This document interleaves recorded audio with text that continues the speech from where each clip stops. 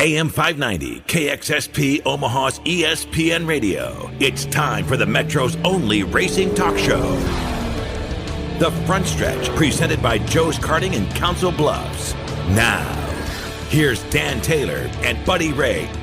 Good morning, race fans, and welcome to the Front Stretch, presented by Joe's Karting in Council Bluffs, online at joeskarting.com. That's karting with a K. Make sure you head over to their brand new renovated website to get information on the best of the best competition that starts tomorrow. joeskarting.com. That's karting with a K. Your opportunity to be one of the best kart racers of the month. The 20 best kart racers of the month will compete in a enduro race that will happen at Joe's Karting on Monday nights. Like I said, joeskarting.com, that's karting with a K, for all the information. If you are the best of the best, you could win a ton of free races from Joe's Karting. So head over to Joe's new renovated website and get more information on that. In the meantime, we continue to tour around the local speedways and get their 2015 schedules. But before we get to the 2015 schedule for US Speedway, let's talk about track champions with Meri Melcher. Meri, appreciate you joining me. Good morning. Like I said, I appreciate you joining us on the show this morning and taking the time out of your holiday season to talk with us. I wanted to cover your 2014 track champions, if you wouldn't mind. Okay, in our modified, IMCA modified classes, Tom Gutowski of David City. Late models, Jim Johnson from Norfolk. IMCA Sport Modified, Kyle Freiner from Norfolk. Street Stocks, Zach Zettner from Cedar Rapids. IMCA Hobby Stock, Tiffany Bittner from Norfolk, and IMCA Compact, Brooke Luckinger from Columbus. Was there anybody in that group that it's tough for a promoter to say that they didn't expect them to win, but is there one of those drivers or somebody in that group of champions that kind of shocked the crowd, that it was maybe their first time in the division and they weren't really expecting to get a big win yet? I wouldn't say anyone was shocked. We did have Tom Gutowski and Brooke Luckinger as first-time track champions, both very deserving racers. And so that would be your track champions for 2015. For 2014. What are some changes that those track champions can kind of maybe keep an eye on for 2015? If there is any changes at all? Our biggest change for 2015 is our street stocks are now going to be IMCA sanctioned. So all of our classes, other than our late models, are IMCA sanctioned. So were you running IMCA rules previously with just an unsanctioned series? Yes. Okay, so then now they can actually get national IMCA points since you guys are fully sanctioned. Yes.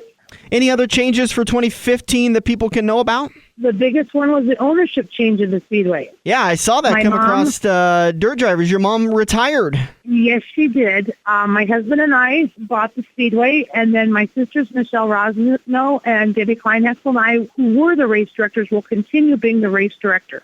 So no changes there. The only change that anyone will notice is just who's actually got the mortgage on the business.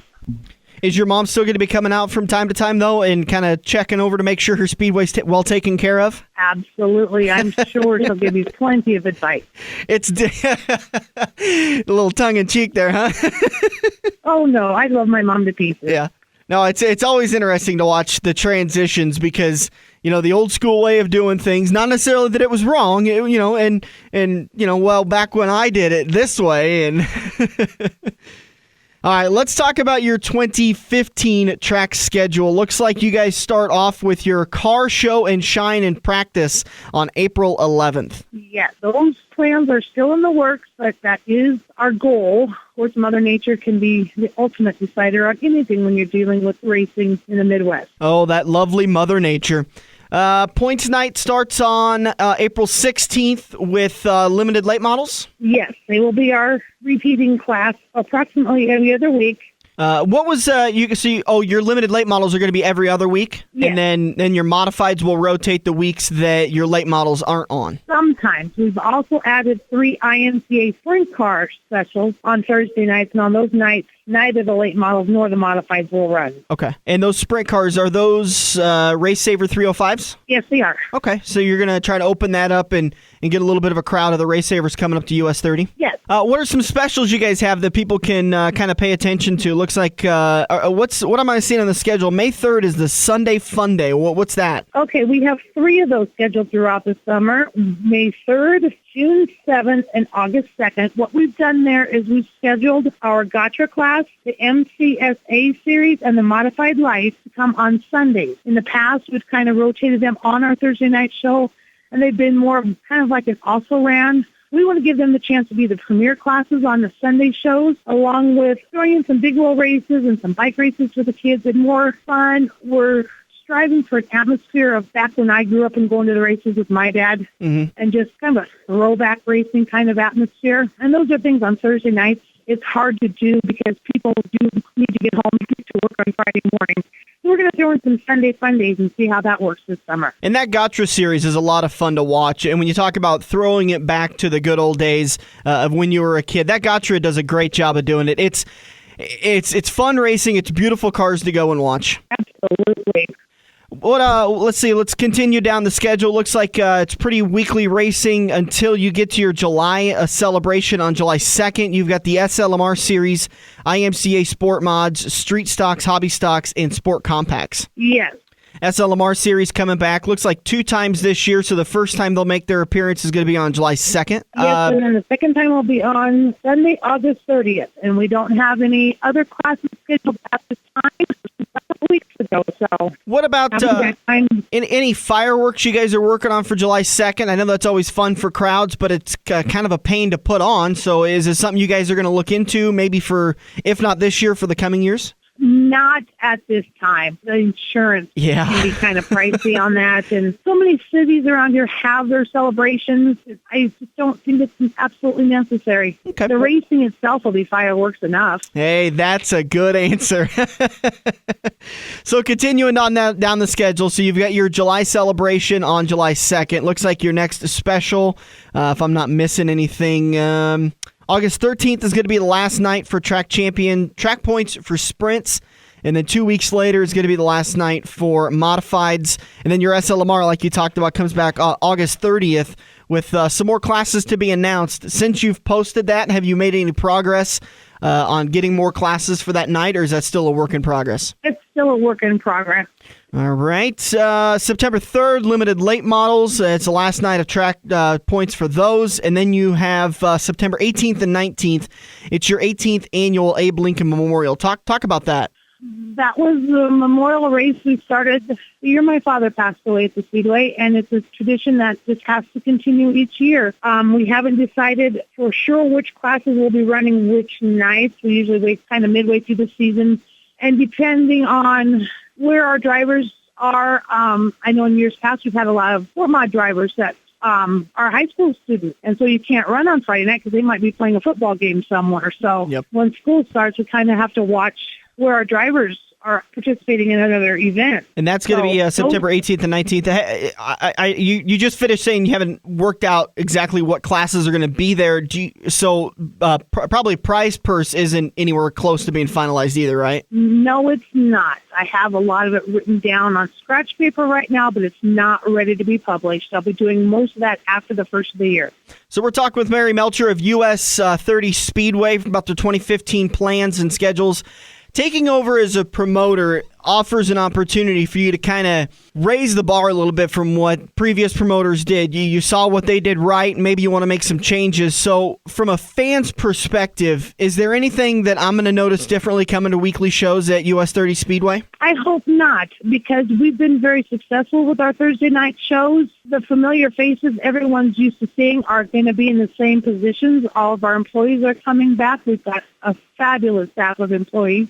What about new race surfaces and plans for the drivers? Kind of regrading, redesigning, releveling things that, weather and Mother Nature is repositioned for you like it does at every track. Mm-hmm. That'll be our main projects this spring before the racers get there. But from a fan perspective, they won't notice anything visually. Anything promotionally you guys are going to be doing different? Oh, we have a few ideas up our sleeve, but once again, not until after the first of the year are we going to announce anything. Okay. It was kind of your mom's tradition to put a replica of one of the track champions up on your board. Am I right on that? Yes. It's getting redone as we speak. Tom Swoboda, our modified champion, it's always been the modified champion's choice what to do with the sign, and we're in the process of reskinning the car right now. All right, and he's the number 16, so you'll see that posted up on top of the US 30 Speedway billboard for the 2015 season. Okay. Back to our specials. We missed the very last one. October 3rd and 4th will be the return of the Cornhusker Vintage National. These were held for a few years, and then due to health reasons with the promoters, with the Gotcha Nationals, it had to be discontinued for a couple of years, but that will be returning. That in the past has drawn vintage drivers from all over the country to a 2-day race special of just old-time cars. I remember a guy came for several years, and then I haven't seen him, so I'm assuming his racing career is finished. He was a gentleman in his late 80s, driving an open sprint car, wide open. Wow. He used a walker to get to his sprint car, but once he got on that track, you couldn't tell that he wasn't a 16-year-old kid that wasn't afraid of the wall. Wow. That'd be really cool to see. So that's going to be October 3rd and 4th. Any specific classes, or it's just going to be what comes into the pits, we'll race it? It will be all the vintage cars. Okay. And there'll be several series that are invited. It'll be more non-competition. It won't be competition between the series, but each series will have their own competitions amongst themselves because of a lot of the rules are a little bit different in what they allow and don't allow. Okay. What about any thoughts of adding the Gotcha series to that 3rd and 4th show, or are they going to pretty much be up there anyways? They are. The Gotcha series is the one that's helping me promote this. Oh, got it. Okay. John and Cheryl Ferguson and I are the promoters for this. So. Okay. So the Cornhusker Vintage National wraps up your season October 3rd and 4th. Anything else in the works? Maybe you dare to give us a hint on? No, we pretty much, what's on the schedule is what we have planned for 2015. If people have any way that they would like to reach out to US 30 and maybe questions, concerns, season ticket packages, that kind of thing, what's the best way to get a hold of you, Meri? My contact information is out on Dirt Drivers and on our US 30 Speedway webpage, which is US 30 Speedway at racedayprince.com, or our US 30 Speedway Facebook page. Okay. Our media director keeps all of those very current, very up to date. We mailed off driver information packets to all our 2014 registered drivers about a week and a half ago. So if someone would want a 2015 packet that wasn't a registered driver last year, just get a hold of one of those outlets for my contact information, and I'd be happy to mail one out. The home of Thursday Night Thunder, it's US 30 Speedway. Best of luck to you in 2015. Always love talking to you, Meri. And if I'm not mistaken, I believe you would be the Meri that participated in the Pick'ems contest earlier this year, right? Yes, I was. I think I got almost dead last. Oh, you did? Are you gonna? I didn't do very good, did I? Well, it's okay. Listen, that Pick'ems contest, that's a fickle pickle. That's a tough one to get your head around. And Sonia Worth was pretty stout this year. So we hope to have you back for 2015 as we'll be rolling out our rules packages in the next couple of weeks. Perfect. I'd be happy to do that one again. Meri Melcher of US 30 Speedway, the new promoter. What we learned, Meri, is pretty much it's going to be business as usual. You can come to the track on Thursday nights and see the great racing that you've always seen at US 30 Speedway, plus Sunday Fun Day, Gotcha Series, MCSA, modified lights, bike races, big wheel races. Those are going to be on a special Sunday events. You can go to US30.racedayprince.com for more information. Meri, appreciate you taking the time out of your day to talk to us. Thank you very much. Always a pleasure talking to you. Have a great rest of your holiday season, and we'll talk to you hopefully soon in 2015. Merry Christmas to you, and may Santa bring everyone a new race car for Christmas. Hey, that would definitely help out, wouldn't it? Yep. All right, Meri, have a good one. Thank you. Bye-bye. So once again, Meri Melcher of US 30 Speedway. You can find more information on their Dirt Drivers page for US 30 Speedway. While we have a little bit of time before we head over to turn number 2 and talk to Tom Gutowski, we'll talk about crew chief changes in NASCAR for 2015. You're going to see some different men up on the box for a lot of these drivers and some of the female drivers in the NASCAR Sprint Cup Series. Starting off with Jamie McMurray, Matt McCall takes over for Keith Roden, who left to head back to Hendrick Motorsports with the number 5 team of Casey Kane. So Matt McCall on top of the box for Jamie McMurray and that number 1 team. Casey Kane in the number 5 is going to have a new crew chief. Again, Keith Roden will make his return to Hendrick Motorsports, leaving the number 1 Chip Ganassi Racing team. Roden was the lead engineer with Hendrick Motorsports for a couple of years before leaving HMS to head over to Chip Ganassi Racing in 2014, so he now has a relationship with Casey Kane that he is going to rekindle. Trevor Bayne, nothing announced quite yet, but former Carl Edwards crew chief Bob Osborne has been rumored to be the crew chief for Trevor Bayne in the number 6 car for Roush Fenway.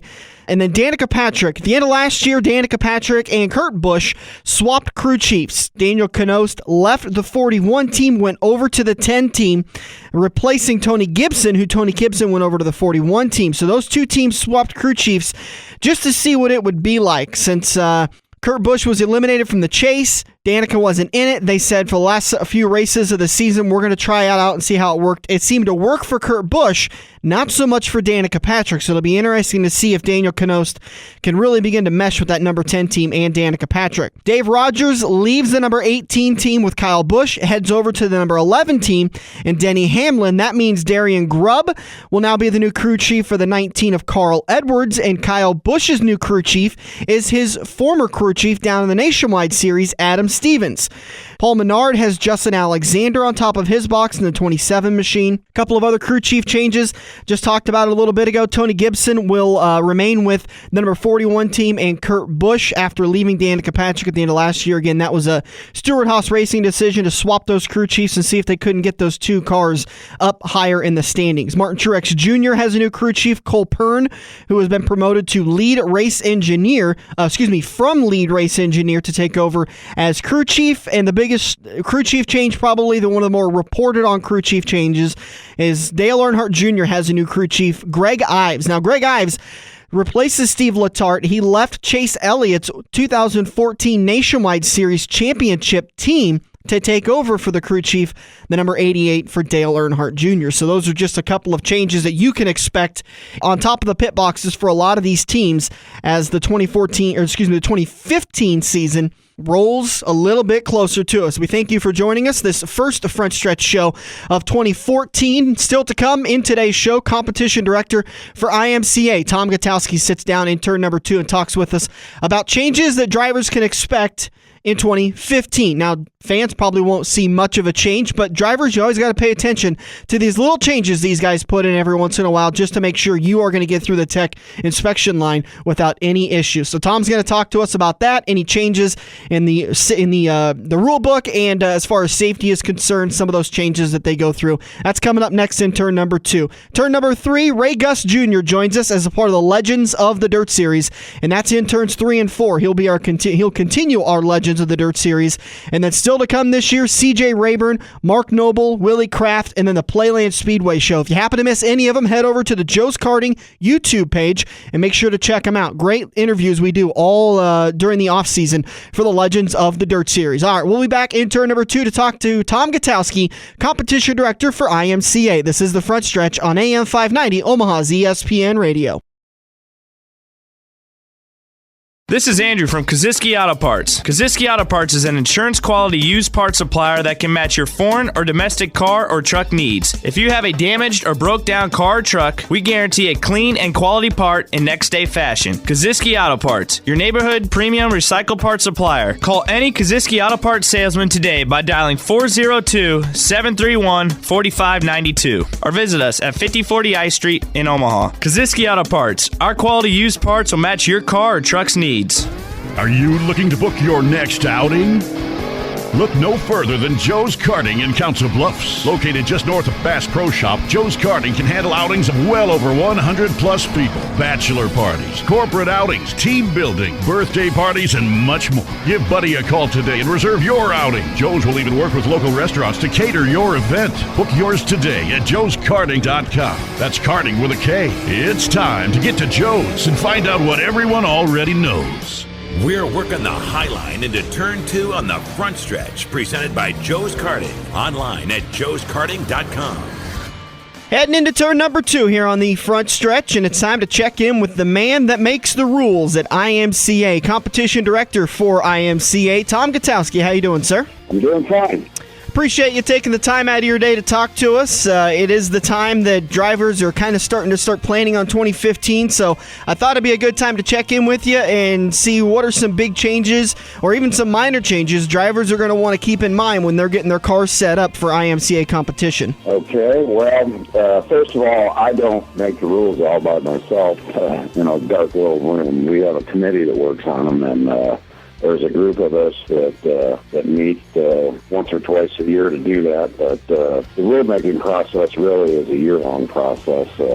As soon as we release the rules for the current year, I'm already starting notes for the following year, things that come up from time to time, and I keep that list of notes for the group. And when we sit down in our meeting, I've got everything organized by division. If it's something that affects all the classes, like safety, for example, this year we added SA 2015 helmets that are now being sold. So those are legal helmets for the current year coming up, 2015 and beyond. And that SA 15, that's just a marker to say it's the latest version of helmet to come out. Am I right? Well, it's the Snell Foundation is basically the authority on that, and most sanctioning bodies, IMCA in particular, we mandate SA rated helmets, and that means that they've gone through a testing process. And the SA is special application, which includes auto racing.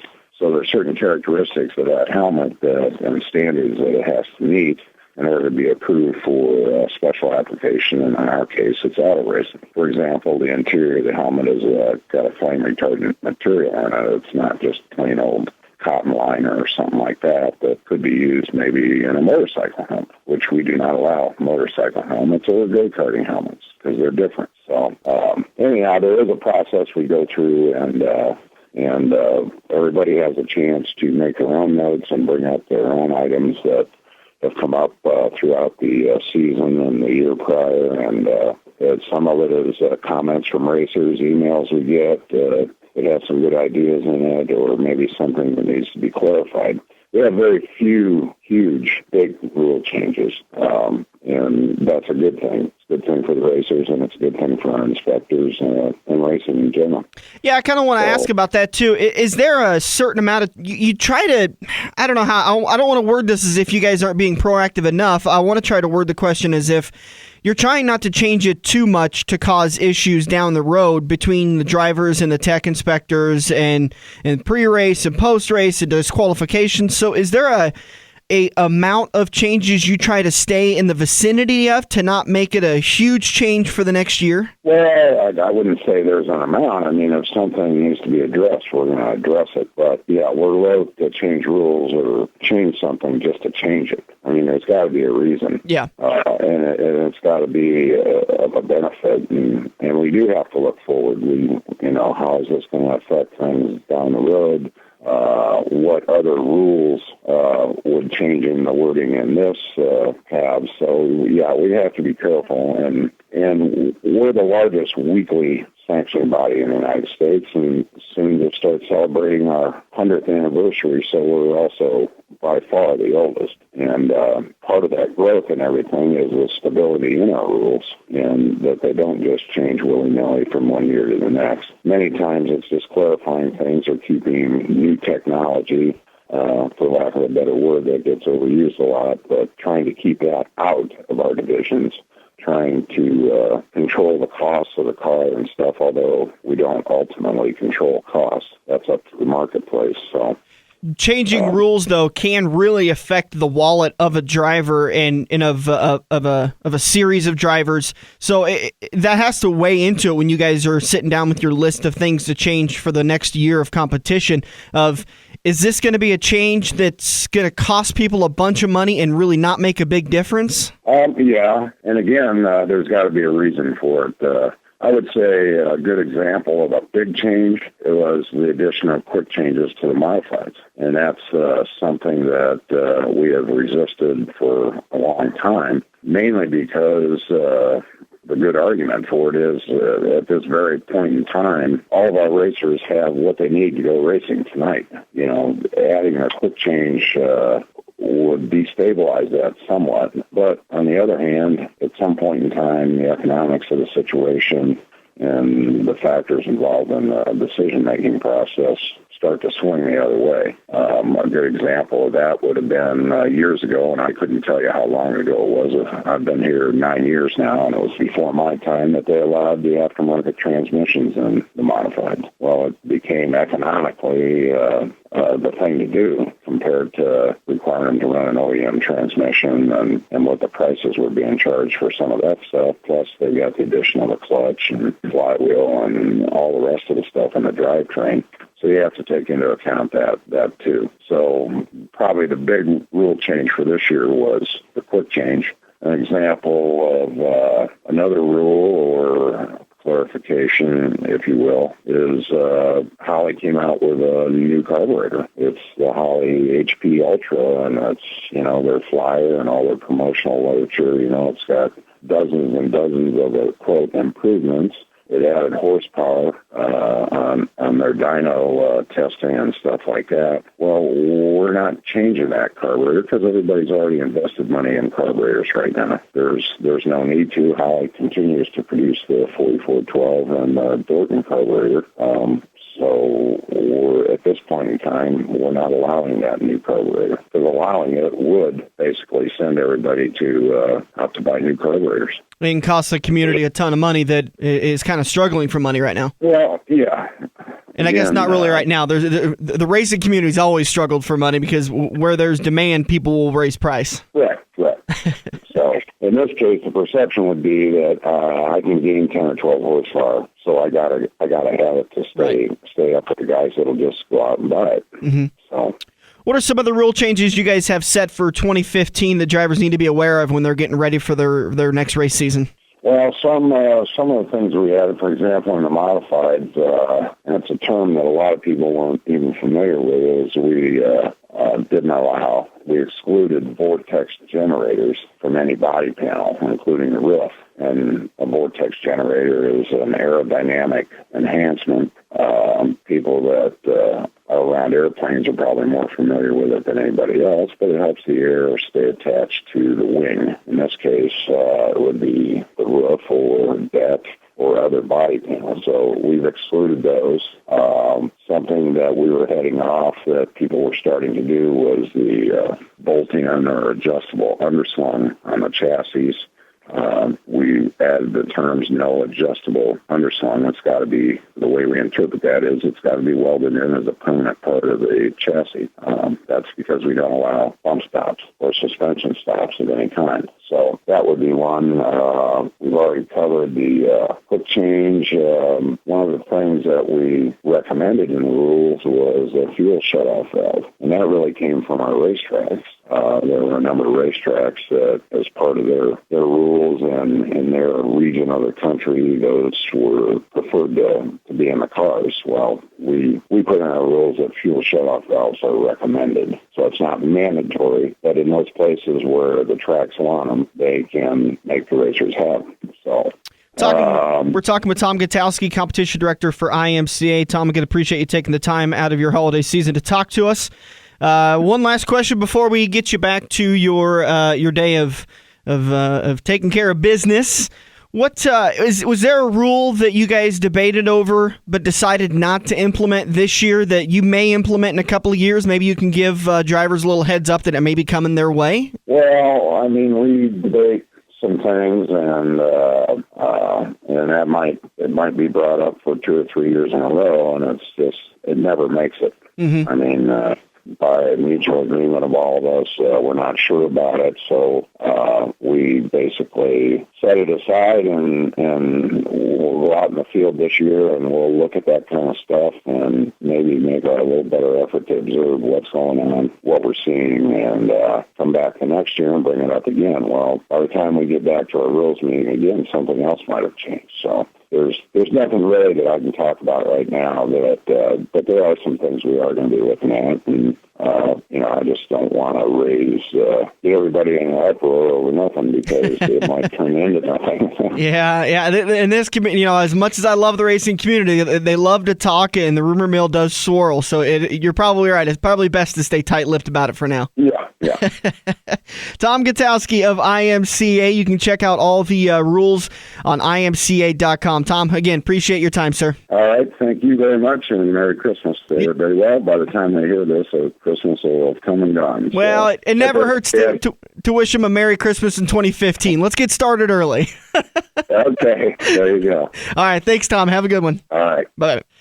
And again, Tom Gutowski of IMCA. All right, we're going to take a break. We'll be back. Ray Guss Jr. is just around the corner for the Legends of the Dirt Series, Parts 1 and 2. Thanks a lot for taking the time out of your January 4th to join us on the front stretch. We'll be back. Max I Walker has been providing great service to the Omaha area for nearly 100 years. With 23 convenient locations, it's easy to find a Max I Walker near you. From dry cleaning to laundry to uniform rentals, Max I Walker is here to make sure you look your best. Max I Walker has been a proud supporter of local dirt track racing since 1974. From Sunset Speedway to Adams County Speedway and legends of the dirt like Dave Chase, Glenn Roby, Ron Tilley, and so many more. Give Max I Walker a call today or head to maxiwalker.com.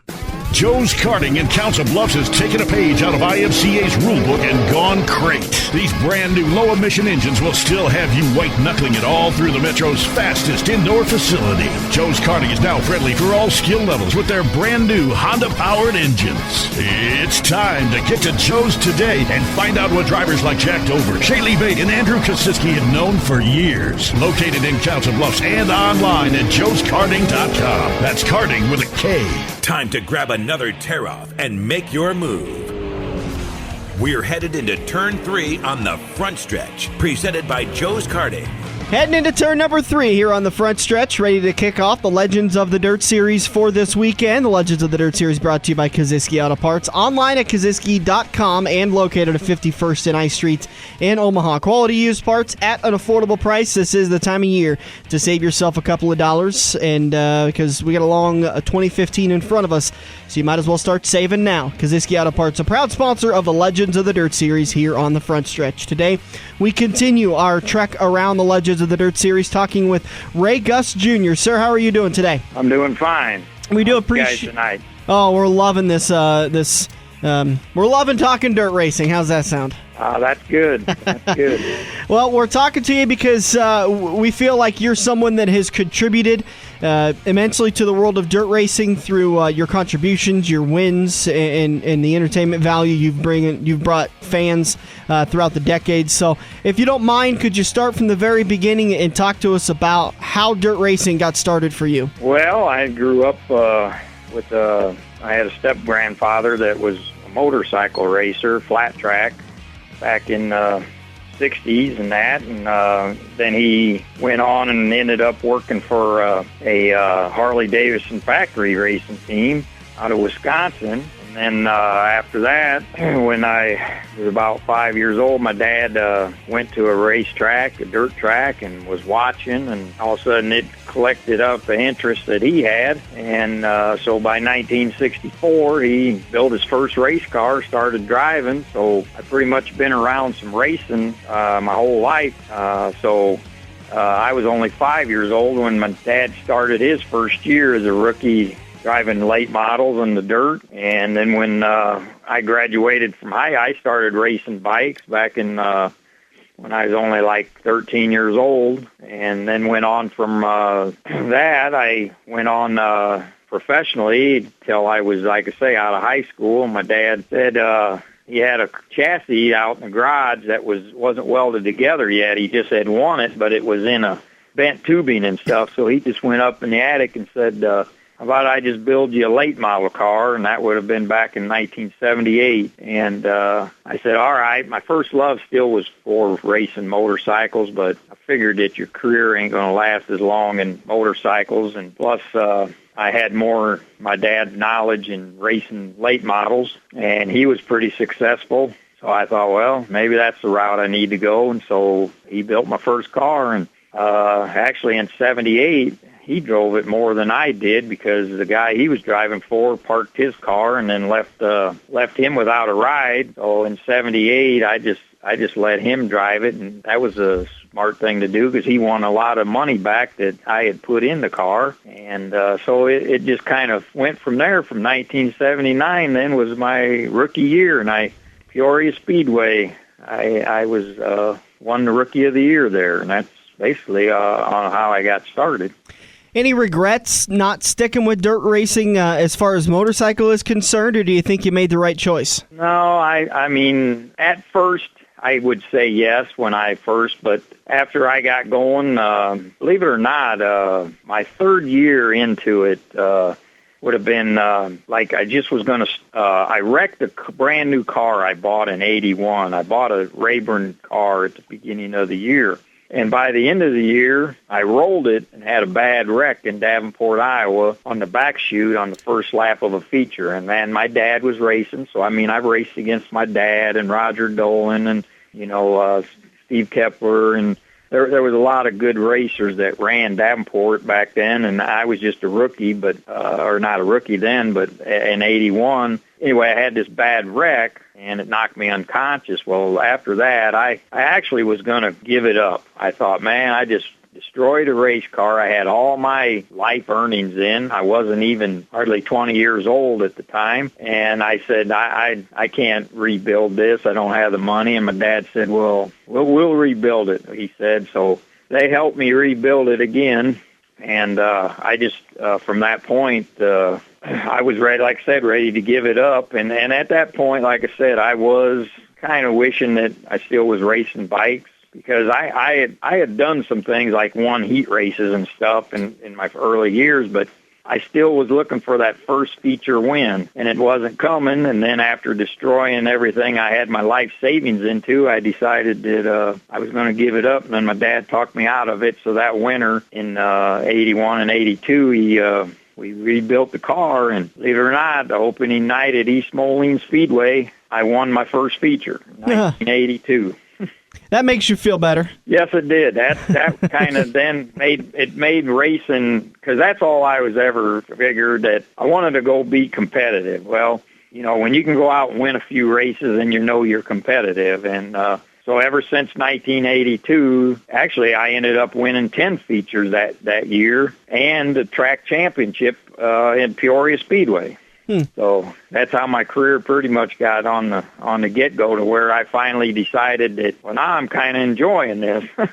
And as you said, Ray, you were racing with some pretty tough customers, too, on a weekly basis. Oh, definitely. Peoria Speedway back then in the day, they would time trial every night, every Saturday night, and you had to be in the top 16 of the time. That's how the feature was made. You would still run heat races, and if you weren't in the top 16, it didn't matter what you did in the heat. The rest of them ran a semi-feature that paid like $150 or $200 to win the semi-feature, and so it was like you had an A feature and a B feature, basically, and to make the A feature, you had to be in the top 16 and to win the track championship, that was back when Bob Pierce and Roger Long and Dick Taylor and my dad and a lot of 1982, there was a lot of top name drivers that raced there that I had to race against, and I won several features there that year. Talking with Ray Guss Jr. for the Legends of the Dirt Series. Again, Ray, we really do appreciate you taking the time. Sounds like pretty much motorcycles and late models has been what you've raced over your career. Anything we don't know about? Anything you kind of played around with on the side every once in a while? Well, I have back in the middle 90s, about 95, 96, somewhere in there, there was going to be a special at Burlington, Iowa, with the modified. 25,000 to win, right? No, this one was a 10,000. Oh, okay. They had one later. Actually, they had one later that was 20. I think it was like maybe either the third or fourth one they had. They finally got up to 20. Well, anyway, I knew some people from Clarence, Iowa, that had two modified cars, and they were a Frieden chassis. So I went up and asked them if they wanted to run the other car. I was at Farley Speedway, and I asked them at the Burlington Special, would you like to run your other car? And he said, yeah, I would. So I said, okay. Then so I was going to run one car, and Dan Chapman was driving for them also, and that he would be in their primary car, and I would just be running their backup car. Well, so I decided to go for that. And then on Saturday when I showed up, they only had one car there, and I thought, well, what happened? Well, I guess the week before at West Liberty, they kind of got in a disagreement over something. I don't know what, and they said you're only going to be the one car here, and so I drove the one car, and it was really weird sitting in that modified, because that was the first time I'd ever sat in a race car where I could actually see the top of the two front wheels. These modifieds nowadays, you can't see them, but for some reason, the way the Frieden car was built and stuff, I could see the top of both front wheels sitting in the seat. And when I'd go in the corner and put the brake on, the right front was locking up. So I come in after hot laps and says, we got an issue with the right front. There's something wrong. It won't turn because the right front's locking up. So we worked on that. And to come to find out, I don't know why they had this problem, but evidently Dan Chapman was mad about the car because he was having this issue, but they didn't know what was wrong. And so I figured that out when I sat in the seat and seen that right front locking up. I said, well, heck, there's what's wrong. It won't turn. So anyway, we fixed that, and I'll be darned if my first time in modified, I won that $10,000. Was the modified race you won, the $25,000, the UMI and USMTS win at 34 Raceway in Burlington? Is that your biggest paying win? Yeah, I won the other one I won was a 20, and that first one was a 10. I've never knocked off it. I won a $15,000 down in Little Rock, Arkansas, with the same team. We actually knocked off at several big shows like that, but that 20 was definitely the biggest, even in a late model. 10 or 15,000 was the biggest I'd ever won in a late model show, but that 20 that I won that one time in that modified. So I have had a little bit of success even with some modified racing. Not much, but just some hit and miss here and there. And now that was like I say, that was 15 years ago, but actually almost 20 years now, because I know it was the mid-90s. So. 1996, I believe, Ray. Yeah, I think you're right. I said it was like 95 or 96, so yeah. I know it's somewhere in there. It's kind of depressing how it turns from being 5 years ago to 10 years ago to 15. All of a sudden, you're like, dang it, that was a quarter century ago. I know that. When I first was talking about it and saying how I was ready to quit after my second year or third year, ready to quit. Now I sit back and look and say, my God, that was 30-some years ago. Hey, how did you get your nickname, the River City Hustler? What was the genesis behind that? Well, see, my dad, after that, he built my first car in '79. Then he finally found a ride again, and he started driving for this outfit in Peoria, Illinois, that was the 75 car. And so I had my own car, and that's when I started running his number 12 in '79. Well, anyway, he started driving for them. Well, 1984, there was a special at Macon, Illinois, that the 75 car wanted to go run, and my dad said he didn't want to go down there and run it. It was on a weekday, and it was their Herald Review Memorial. And so they called me up and said, hey, your dad don't want to go. Would you want to go to Macon? I've never been there before that. And I said, well, yeah, I guess we'll go. So then my dad turns around after he found out I was going to go. He turned around, took off work anyway, and went with. But we went down there, and it's a 100-lapper, and this, I don't know if you guys ever seen Macon. I've been there. It's a giant track, isn't it? Yeah, giant, all right. That thing is such a little, go-karts ought to be on the thing, not late models, but they told me this before I got there, how little it was, and then when I got there, I says, man, motorcycles, we raced a lot smaller tracks than this. So anyway, I was running in the top 5 the whole race, and then late in the race, all of a sudden, my car evidently was coming onto the track, and I started passing. I passed from Roger Long, and like I say, and then back then, Dick Taylor, and Lika that raced there. Then Pierce was leading it, and I come by and passed him. Well, I went on and won the darn thing.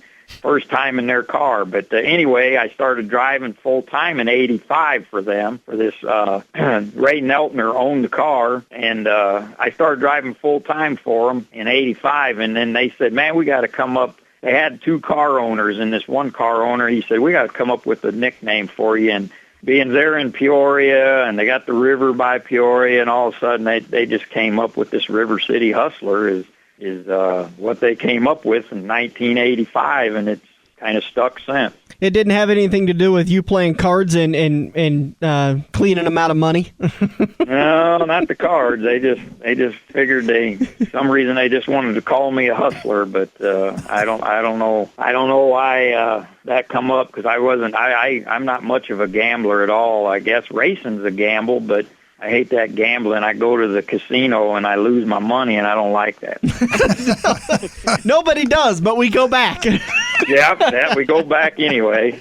Maybe next time we're going to win, right? That's right. Maybe next time you'll get them. Ray Guss Jr. joining us for the Legends of the Dirt Series. We're going to take a break. We'll be back in just a few minutes to wrap it all up. This is The Front Stretch, presented by Joe's Karting on AM 590, Omaha's ESPN Radio.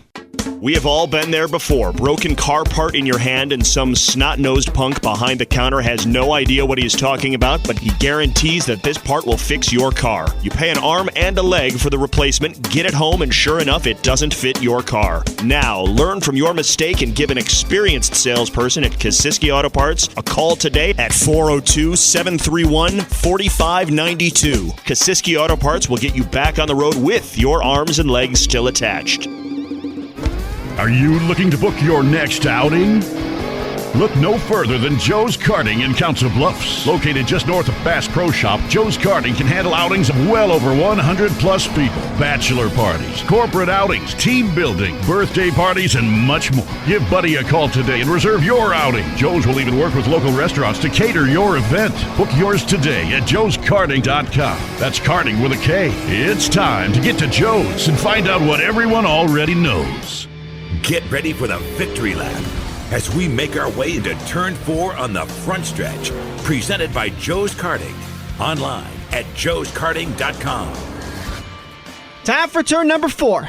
About ready to wrap it all up. The Legends of the Dirt Series brought to you by Kosiski Auto Parts, online at kosiski.com, and located at 51st and I Street in Omaha. Quality used parts at an affordable price. We are talking with the man that we just found out how he got the name, the River City Hustler. If you happen to miss that conversation, you can head over to the YouTube page on Tuesday, and we will post that on the Joe's Karting YouTube page. You can also like us on Facebook, the Front Stretch Radio Show, and we'll keep you guys up to date with all the different stuff we have going on throughout 2015. Appreciate you joining us today, Mr. Ray Guss Jr. Ray, I kind of wanted to... I like this question that I began to ask people because it kind of really gets into the mind of the driver. When you started your season off, how did you set your goals to determine if you had a successful season or not? Well, that's a pretty difficult question because, I remember years ago you used to set your goals. You want to go for a championship or something like that. But as many years as I've been doing this now, because I remember when Herschel Roberts called me up and wanted me to come over and drive for him, and I'm currently still driving for Roberts Motorsports, but we lost Herschel about 4 years ago, and of course then that kind of hurt the team, and then we lost my dad a year ago. That was another hurt to the team, but I got started with them. I told him, I sit down with them, and my goals were, I says, we got to figure out how to keep the car to get no DNFs, because if you want to go for a championship, that's what our goal was, to set and go for the IMCA championship in 2010, which we did excellent. We won 3 tracks. We won the national title. We won the Deary Brothers title, all in the same year, and that was the first that had ever been accomplished by anybody.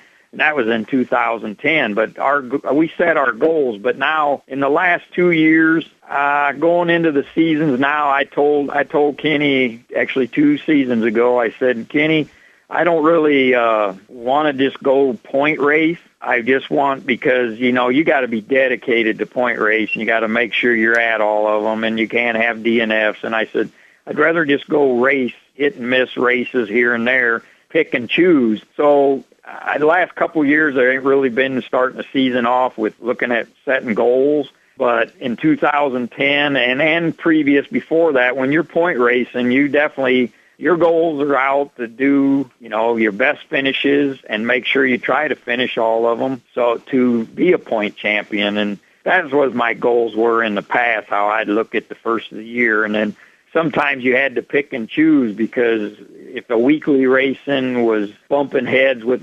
specials, you had to say, okay, we still got a chance at this weekly championship back in the NASCAR days, or do we go for this other series? And you had to pick and choose, so you had to just say, well, this is where we're doing the best, and sometimes it might have been a good choice and other times not. But I guess that's the best I could say, how I kind of looked at my goals. Of course, as many years now I've been racing, my goal is just to go out, like I say now, and be competitive, still be competitive, or otherwise it ain't really much fun to me if I'm not. I'm glad you said that it ain't much fun to you, because that kind of leads me to my next question was, if I told you that I was going to put on a race for $25,000 and you were going to win it, but you weren't going to have any fun winning it, would you want to win it, or would you rather finish second or third having fun doing it? I'm about having fun. I mean, I want to go there. I mean, the money's nice. That's good, but there's nothing more that beats going and having. If you're going to go to the racetrack, you got to have some fun, or otherwise there's a lot of bad nights at racing. And if you're not, so if I have a good night or a bad night, when the races are over, we still try to have a good time. And that's one thing I always look forward to, is having a good time at it.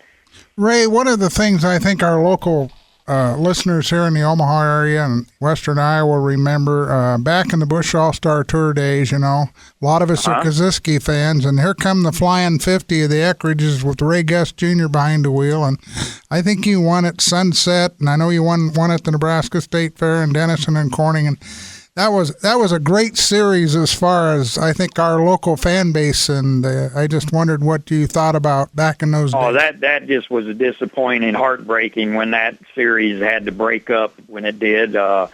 I don't know the whole story behind how come it had to break up, or what happened that NASCAR dropped it or whatever. I don't really know, but I mean, that was just because that's what I looked forward to, was when you go, just like the Deary Brothers Series in IMCA or the Busch All-Star Tour, when that NASCAR had that, you're going and racing against some of the best that are in this area. When you run a weekly show, you got a handful maybe, that you're running against, and that are real fast cars. But when you go to them, more than half the field has got a shot at winning the race, I feel. And to go win them shows, that to me is more of an accomplishment than to go win them weekly shows, because of that fact that you got more competition that you're running against. And I always said that better competition you run against, the better it has to make you. CJ, we hear a lot of these, Ray, we hear a lot of these guys that are superstitious. I know I get such a kick out of talking to Joe Koziski about in the Koziski pits, no chicken, no green, you can't do certain things on race day. Were you a superstitious kind of a driver? Yeah, I had some of that same stuff. You got to share. That chicken on race day was a bad omen, and every time you had it, something would go wrong at the racetrack, so what'd you do? You blamed it on it. Instead of blaming it on the guy in front of you that spun out. I mean, it was because I ate chicken that day or something. I know what they're doing. I know that, because the green was the other thing. This here is how I kind of come about this, is growing up with my dad racing and my mom. They kind of had some of them stuff, and then we had. So you know what? I got over all that crap. I started putting some green sponsor names on my car and won some races, and then we ate chicken on race day and still go out and do good. So I says, it ain't got nothing to do with all that. That's all in your head. But back in the day, we definitely always had that superstitious every time we go to the races. Were you kind of a rhythm man where you had to be a creature of habit on race day? You had to make sure and put your fire suit on a certain way. You strapped your helmet a certain way. You got in the car and you hooked yourself in a certain way. Was it kind of that where you had to be in a certain comfort zone? No, I've never thought about anything like that. I've never dealt with that. I mean, you get in a routine of putting stuff on, but I've never really paid attention that I'm in the same sequence every time. I've heard some racers, they're so superstitious that when they look down at their speedometer on their vehicle going to the racetrack and they see a bad number on the mileage that they didn't want to see, well, then they finally just tape over it so that when they're going down the road. Wow. And then I was kind of that way at times. I'd be driving down the road, and I'd always have somebody that I might see a mile marker there, and I thought, man, I didn't want to see that number on the road. And oh, no, there's going to be a bad night. But if you had a bad stretch, did you try to exercise the juju by, maybe grabbing a salt block and throwing it over your left shoulder, or going outside and spitting, or what? No, I just got to the point that I know that I always said that some of your luck is always created in the garage before you go to the racetrack. Yep. So I always felt that the proper preparation before you went to the racetrack, that was the big thing to do for me is just make sure that things were right before you went to the track. I mean, I never had any of them kind of superstitious stuff that I looked at different things like that, but I know we all, I think, had that thing about chicken and green and all that before, but then I always thought, you know what, they make money green, so what the heck. Yeah. There you go. They got no problem collecting it after the race. That's right. We're talking with Ray Guss Jr. for the Legends of the Dirt Series. Just a couple more questions before we wrap it up for today's Legends. We appreciate you taking the time out of your day. Was there a certain type of track that you could get there and you could look at it and say, oh, this is going to be a good track for me? Is it kind of a speedway track? Is it a short track, high bank, short bank? What kind of track did you like? No, I didn't ever really do that. I just had some tracks that was always in the past, especially when I was with the Flying 50. West Liberty was one of my favorite racetracks. It was wide, it's flat, and it's very fast. When it's got some moisture in it, it's very fast. And so I would look at tracks like that. Davenport's got their short quarter mile that's kind of like that, a big corner sweeping thing. And I just never could, get the hang of going to these tracks. Like Omaha had that real tight little corner and long straightaways. And of course, we won a couple there, but that was a tough racetrack right there to win at, especially when you're with the Kosiskis and stuff. But I just look at the shape of the tracks and I go at them and just basically kind of try to set up your car for whatever you got there, because I have been in the past been able to go to different tracks and I guess be able to adjust to it, because I've won races on all kinds of different shapes of tracks. And I just don't really know what I would do if I didn't have to figure out a setup on the race car. See, Ray, we do appreciate your time. Thanks so much for taking the time out of your day. And again, we really appreciate you joining us for the Legends of the Dirt Series. All right. Thanks, Ray. We appreciate it. Yes, I appreciate it too. Thanks. Pretty painless and simple, huh? Yeah. All right. Have a good one. Thank you, sir. All right. Thanks. Bye. So once again, that was Ray Guss Jr., driver for the Legends of the Dirt Series. And back in the Busch All-Star Tour, that was a big thing. I mean, Ray Guss Jr. and Gary Webb had come over, and of course, most people here at Kosiski, and it was Eastern Iowa versus Nebraska.